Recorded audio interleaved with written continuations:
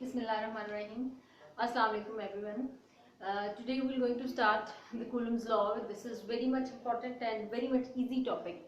Numeric अगर आप ये कहें कि 2 मार्क्स से क्वेश्चन आए तो वो भी स्टेटमेंट में इसका आता है, और अगर हम लॉन्ग कॉन्सेप्चुअल क्वेश्चंस की बात करें जो डिटेल से एक्सप्लेन किए जाते हैं उनमें भी ये आ सकता है. So we start it with obviously this is a law. तो लॉ की हमेशा हम स्टेटमेंट से स्टार्ट करते हैं. Before explaining the statement I must explain who was the person who explain the law and when he was explained the law and what was the reason behind it.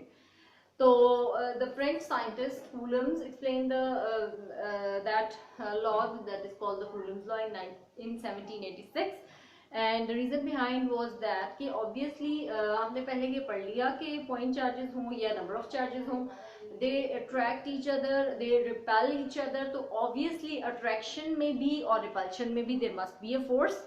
ठीक है, attract करना, दो चीजों एक दूसरे को खींचना, they do with some force.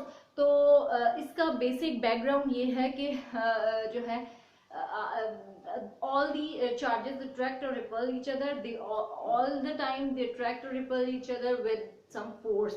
ठीक है, तो इस लॉ में हम जो है वो उस फोर्स को डिस्कस करेंगे. स्टेटमेंट लॉ की मैं आपको एक्सप्लेन कर देती हूँ. This law state that if we have 2 point charges, maybe of same nature, maybe of different nature, like maybe of same polarity, that is maybe they got positive charge, positive nature on it, maybe they have negative, so they must attract or repel each other. ठीक है, अगर हमारे पास 2 point charges होंगे तो they may attract or repel each other. तो force of attraction or repulsion between them exist. तो वो force of attraction और repulsion का क्या magnitude होगा? वो force of attraction और repulsion का magnitude होगा, that magnitude is directly proportional to the product of the amount of the charges on these 2 point charges.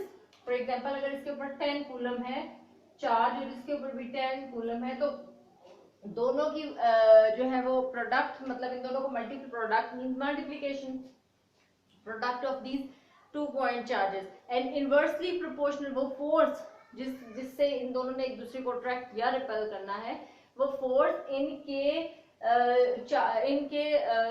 जो है वो चार्जेस के मैग्नीट्यूड के डायरेक्टली प्रोपोर्शनल होगी और इनवर्सली प्रोपोर्शनल होगी square of distance between them. ये बिल्कुल 9th में आपने ग्रेविटेशनल लॉ पढ़ा था, बिल्कुल वही स्टेटमेंट है कि वो ग्रेविटेशनल लॉ में gravitational force was directly proportional to the product of their masses and inversely proportional to the square of the distance between them. ये था कूलम्स लॉ. ये है द फोर्स ऑफ अट्रैक्शन और repulsion between the 2 point charges is directly proportional to the product of their charges and inversely magnitude of their charges and inversely proportional to the square of distance between them.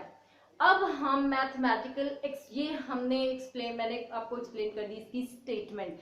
Mathematical expression पे आ जाते हैं. For example we have 2 charges Q1 and Q2.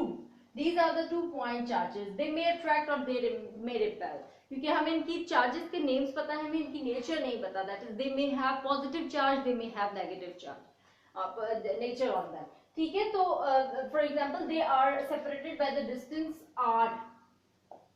ठीक है, तो वो force जिससे they attract each other, they repel each other, वो फोर्स क्या है? That force is directly related with the product of their magnitude of the charges. ठीक है, एंड r अगर डिस्टेंस है तो inversely related with the square of the distance between them. दोनों proportionality को एक प्रोपोर्शनैलिटी में डाल दिया. ठीक है, उसके बाद प्रोपोर्शनैलिटी को इक्वालिटी में चेंज करने के लिए बहुत दफा न्यूटन सेकंड लॉ से ये काम चला रहा है कि प्रोपोर्शनैलिटी को इक्वालिटी में चेंज करने के लिए हम किसी कांस्टेंट से मल्टीप्लाई करते हैं. तो this is the constant k. ठीक है, दिस इज द कांस्टेंट जो हमने इंट्रोड्यूस करवाया जिसने इस प्रोपोर्शनैलिटी को इक्वालिटी में चेंज कर दिया.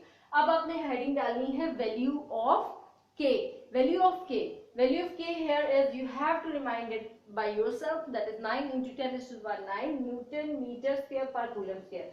न्यूटन मीटर स्क्वायर पर कूलम स्क्वायर कैसे आया? मैं यहाँ से अगर K की वैल्यू निकालूं क्रॉस मल्टीप्लिकेशन करके, तो K will we got K is equal to this. ठीक है, दिस, ये क्रॉस मल्टीप्लिकेशन K की वैल्यू निकाल रही हूँ, ये R जाके इधर मल्टीप्लाई करेगा, ये आ जाएगा, Q1 Q2 जाके डिवाइड करेगा. ठीक है, अब फोर्स का यूनिट क्या है? न्यूटन. सही, आपका R इज अ डिस्टेंस, और डिस्टेंस का यूनिट क्या है? Metre square. See, this is charge, this is charge, both are the charges. Charges का जो यूनिट होता है that is कूलम. ठीक है, और ये स्क्वायर, बिकॉज दो दफा चार्जेस आएगा. अगर हम इस तरह लिख ले, चले, बहुत ज्यादा आपको अंडरस्टैंडिंग हो जाएगी. फिर न्यूटन मीटर स्क्वायर पर कूलम स्क्वायर, तो ये ही इसका यूनिट बन जाता है. ठीक है, अच्छा, व्हाट इसकी डिपेंडेंस क्या है? लाइक दिस वैल्यू किस चीज पे ये की वैल्यू ऑफ K डिपेंड करेगी? Depend upon the medium that is present between these two charges. वो कंडक्टर है, वो एयर है, वो वैक्यूम है, व्हाटएवर जो भी है, इसके दरमियान जो K की वैल्यू उस पे डिपेंड करेगी, जो मीडियम होगा इन दोनों पॉइंट चार्जेस के इन बिटवीन. सो हमारा ये टॉपिक बहुत आसान, बहुत इम्पोर्टेंट टॉपिक. इस टॉपिक को समझने के बिल्कुल आपका ये वही टॉपिक है, same as that of your gravitational law. तो इसमें सिर्फ आपने वहां पर मैसेज से हम डिस्कस करते हैं, यहाँ पर जो है वो चार्जेस से डिस्कस करेंगे. और दूसरा डिफरेंस ये है कि ग्रेविटेशनल में there is only attraction, repel नहीं करती ग्रेविटेशनल फोर्स, लेकिन जो आपकी इलेक्ट्रिकल फोर्स है तो वो अट्रैक्शन भी करेगी और रिपल्शन भी उसमें होगी. ठीक है जी, अच्छा, so we discuss the statement of this law. We discuss the mathematical expression, how we get the mathematical expression. We discuss the value of K. ठीक है, we discussed the value of K, that was the constant of proportionality. यहाँ से हमने ये discuss कर लिया. सो इसके बाद एक छोटी सी एग्जाम्पल है, numerical example. We may discuss that, तो वो भी बहुत आसान है, हम उसको भी कर लेते हैं. साथ ही साथ बिल्कुल छोटी सी है, मैं उसको एक्सप्लेन कर देती हूँ. Two bodies are oppositely charged. ठीक है, दो बॉडीज हैं, they have opposite charges. Like एक पॉजिटिव होगा, एक पे नेगेटिव, और मैग्नीट्यूड भी दिया हुआ है 100 माइक्रो कूलम और 500 माइक्रो कूलम और 100 micro coulomb. Find the force of attraction between these two charges if the distance between them is 0.5. तो डेटा हम लिख लेते हैं. डेटा हमारे पास क्या गिवन है? We are provided with this is example 3.1 and data here is your इसको एक को Q1 ले लेते हैं, ताकि हमारा जो है वो जो एक्सप्रेशन था वो बिल्कुल वैसा ही रहे. और इसको ले लेते हैं Q2 and this is 100 micro coulombs. You are very much familiar with this micro word. 9th first chapter, micro is 10 raised to the power -6. ठीक है, तो you can write it like this, 100 into 10 raised to the power -6. ठीक है जी, and you are provided with the distance between them is 0.5 meters. You have to find out the force. To find as the force, and formula you are very much familiar, अभी पीछे पड़ा है. F is equals to K Q1 Q2 over R square. K की value you are, यहाँ पर पहले K की value लिख लेते हैं, 9 into 10 raised to the power 9 newton metre square पर कूलम स्क्वायर. ठीक है जी, फॉर्मूला हमने ये पुट कर दिया. अब सोल्यूशन में हम डायरेक्ट ये चीजें पुट करेंगे. सोल्यूशन में F is equals to 9 into 10 raised to the power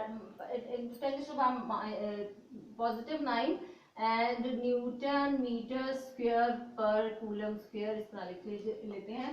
और multiplied by 500 into 10 raised to the -6 coulomb multiplied by 100 into 10 raised to the power minus 6 coulomb divided by 0.5 metre. इसको जब आप करेंगे directly you get the answer is 1800 newton. ठीक है जी. Newton कैसे आया मैं उसकी कटिंग आपको बता देती हूँ. This and this both makes square. ठीक है. This is per square. This is cancel out by this. ठीक. Then this is metre square है ये. ठीक है. ये this makes metre square.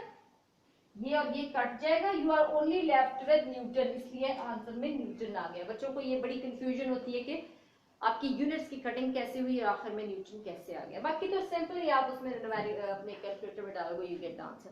You have to watch the video as much as you want, or you again have to subscribe the channel and don't forget the bell icon. Thank you very much.